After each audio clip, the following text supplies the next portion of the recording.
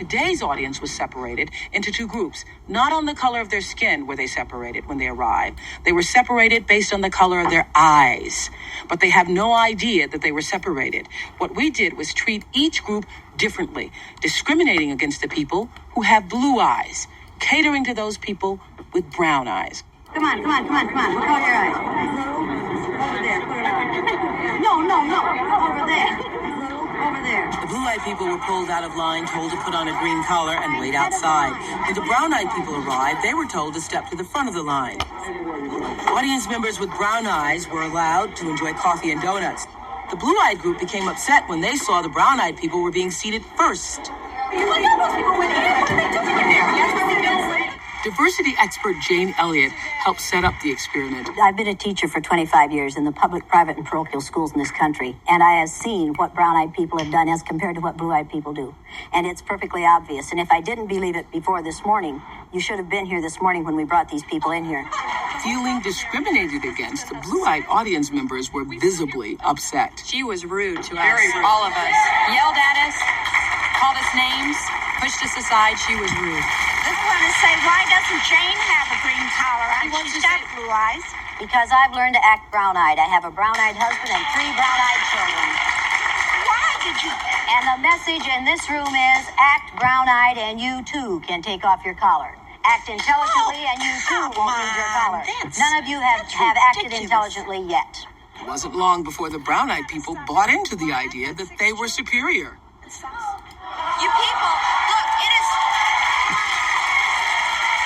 People, I had a girlfriend in school who was blue-eyed. She was so stupid. She was always copying off of my papers. These people were so rude and so noisy today, we couldn't hear ourselves even talk. It was ridiculous. Eventually, the audience figured out the show was really about race. Now, he was so angry, he took off his collar way on early. How many of you people of color can take off the collar that we have put on you? How many of you can take off your color? But if a black male refused to follow your orders, or your husband's orders, or your father's orders on the street, you would not see that as being highly principled. You would see him as being an uppity nigger. Well, we can see where this is going. She's saying that everybody has racism in them. It's not really about the eye. She's trying to teach about racism. But she can't get away from the fact that God created the races, and you are going to be different. You can't help it God to be like created that. one race, the human race, and human beings created racism. We caught up with the mastermind behind the eye color test. Jane Elliott is her name, 22 years later. Where are they now? Where is she now? I loved teaching. I started the blue-eyed, brown-eyed exercise because Martin Luther King Jr. had been one of our heroes of the month in February in my 3rd grade classroom, and he was dead at the hands of an assassin.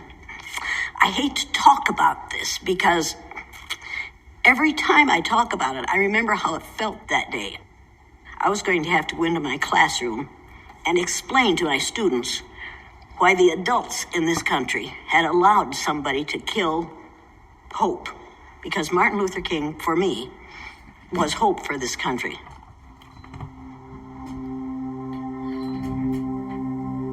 All right. I think that's enough. Unless you want to play more of it, Joe. All right, you are listening to an episode of Transparency and Merit.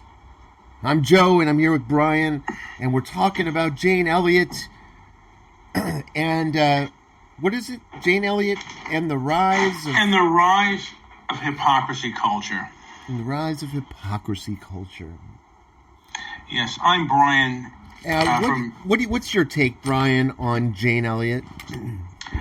Jane Elliott was the beginning. I wouldn't say the beginning, but she was one of the beginnings of hypocrisy, of the rise of hypocrisy culture, and the rise of the fanaticism of the anti-racist. You cannot, and look, I don't mind this. Well, look, I don't like this ideology. Wait. Are you saying that what she said was not true? I'm saying that her experiment... What she just said is that that humans created racism and race, and that everybody, we're all people. So you fundamentally disagree with this. I don't disagree so much as what she says. Mm-hmm. Not everything that what she says.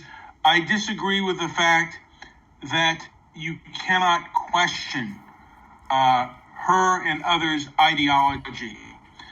They don't publicize, and what you'll notice nowadays, they do not publicize a lot of their white privilege conferences. And a lot of their white privilege conferences, you used to be able to go in and just see what's going on.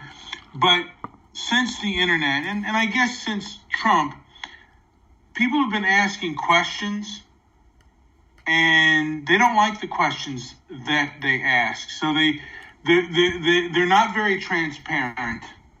So without debate, you can't know whether something has merit or not unless there's debate. And what's begun to happen is that people treat anti-racism as a theocracy, as a religion and a faith, and it's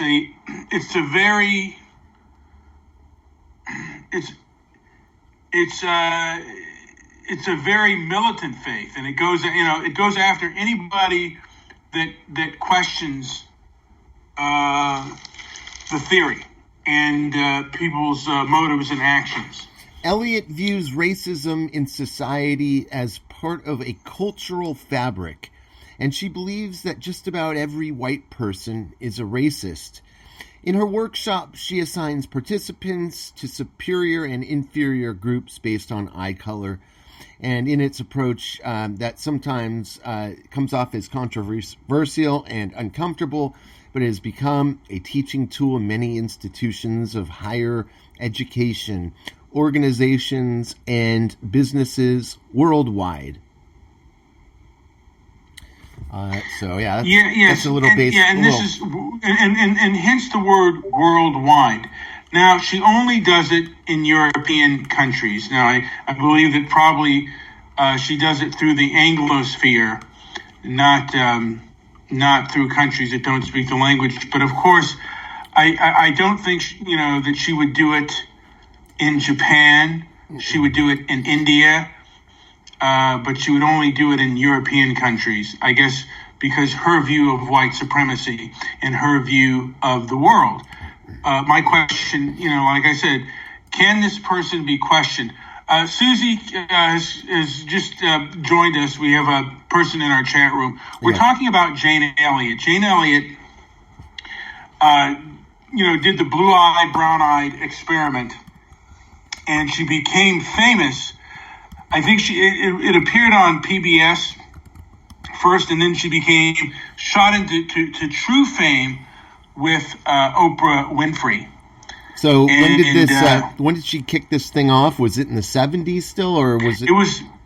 I think it might have been 69. It might have been. I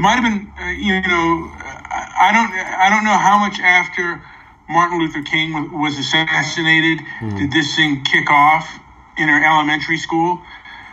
But this is the kind of here it is, 1968. So 1968. And this has been progressing, and it's like America hasn't changed for her since 1968. And there's becoming a silent pushback on this to a degree, and I'm wondering, how much of this kind of indoctrination, particularly in England, winning, how when the Conservatives were winning and Brexit pushing through, and how much of it is,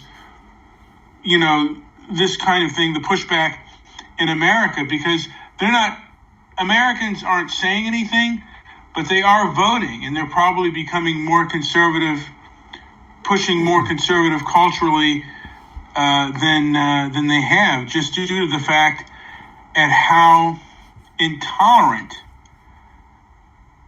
this ideology seems to be. Now, I tweeted out.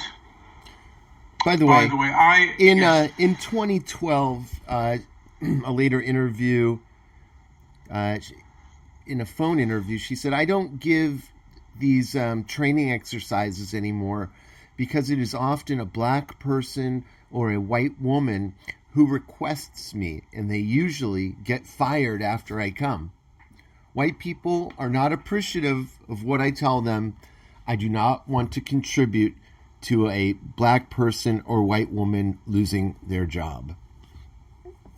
So that's just a little preface here. Now you're talking about what you sent me about white privilege. Now, one of the things that they have, and this wasn't by Jane Elliott, didn't set the tone for white privilege. I forget her name, the person who invented white privilege, and it's something you can never really speak out against. But I asked a question on Twitter today. Why does Wendy Williams deserve forgiveness and Roseanne Barr does not? Why is only one canceled? And it's like, if we're talking about white and Wendy Williams, she said something about Joaquin Phoenix's hair lip. And Roseanne Barr compared Valerie Jarrett, I think that's her name, to a monkey, or, showed her Planet of the Apes. She is completely canceled, no forgiveness. And Wendy Williams actually said on her show that this person should not be, she's completely unforgivable. Well, what about what you did? I'm just, I'm going to go back and forth, and I probably should have the clip on exactly what Wendy Williams said about Joaquin Phoenix. You guys can look that up on YouTube. And Wendy Williams, Joaquin Phoenix. But again, she gets away with things that Roseanne would never get away with. Let's hear. Let's hear this. It's 1:23, and let's. It's got an ad here. There we go. Williams has built quite a following by speaking her mind, but she's apologizing big time after comments she made about Joker star Joaquin Phoenix infuriated anyone with a connection to cleft palate issues. Wendy Williams is in apology mode after mocking Joker star Joaquin Phoenix's cleft lip. The attack on the actor comes as he's on a roll this award season. Wendy says she found Phoenix oddly attractive, but then her compliment turned nasty. When he shaves off his mustache, he's got a hairline fracture. He's got one of those, what do you call it? Cleft lip. Yeah. Cleft palate. Yeah. He's got this. Yeah. He's got this. No, I find it to be very attractive. She lingered with her finger pulling up her lip. Social media erupted. "You should be fired," Cher tweeted. One dad said, "I have a cleft lip and palate. So does my son, who was just born. Her actions are hideous and offensive. Promoting bullying with her platform, that's irresponsible." He even posted that his son was about to undergo surgery. "Today is Bo's big day. He is getting his lip repaired today." That tweet apparently hit a nerve with the talk show host. "We're thinking about Bo today as he is in surgery. I want to apologize to the cleft community." Williams went on to say she was donating to 2 cleft lip organizations. Okay. But again, this goes to show that cancel culture, in my opinion, is really hypocrisy culture. One group can get away with things that the other group could never get away with. And also, the left can get away with things that the right could never get away with within the popular culture. And there are a lot of reasons for that. Too many to go in now. But, like I said, a lot of these white privilege seminars, they don't advertise publicly. And you and I both know that Tim Wise does not advertise publicly much anymore because he gets protest. He says it's because he's afraid of the Trump supporters, but I think he cannot handle questions from people. I truly believe that. Susie and that's says, just- "Oh, come on now. The right gets away with so much." Susie, well, you're wrong. I mean, as far as cancel culture goes, cancel culture is really a leftist thing. There was a time, I guess, when the right... Okay, very well. You know what? If I'm wrong, prove it. And, I wish you'd go on our show and debate me on the merits of cancel culture. Joe, is there anything to add? I said we were going to make this a very short show. No, that's it. Yeah. That's going to be it. Thank you for listening to Transparency and Merit. Go to our YouTube page, or if you're on YouTube, hit like and subscribe. Yeah. Leave a comment. Hit like and subscribe. And remember, if you ever have a privilege conference or a diversity conference at your work or any other place, feel free and ask very tough questions. Listen to people like Stefan Molyneux and others if you need some fuel.